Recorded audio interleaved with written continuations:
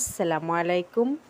আজকে সরিষা দিয়ে পাবদা মাছ রান্না করে নিব। প্রথমে মাছটা সুন্দর করে কেটে ধুয়ে পরিষ্কার করে নিয়েছি। হলুদের গুঁড়ো, মরিচের গুঁড়ো, লবণ দিয়ে মাছটা কিছুক্ষণের জন্য মেখে রেখে দিব। তারপর মাছটা হালকা করে এপাশ ওপাশ করে ভেজে নিব। এই পর্যায়ে চুলায় একটা কড়াই বসিয়ে দিয়েছি। দিয়ে দিয়েছি পরিমাণ মতো তেল, দিয়ে দিয়েছি জিরা বাটা আর পেঁয়াজ রসুন বাটা। মশলাটা কিছুক্ষণ ধরে কষিয়ে নিব।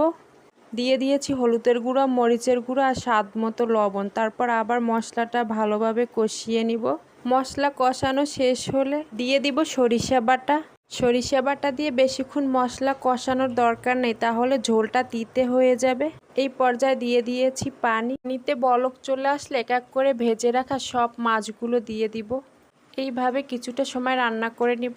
সরিষা দিয়ে পাবদা মাছ রান্নাটা খেতে অনেক মজার হয়। এই তো ভাজা জিরের গুঁড়ো দিয়ে মাছটা নামিয়ে নিব।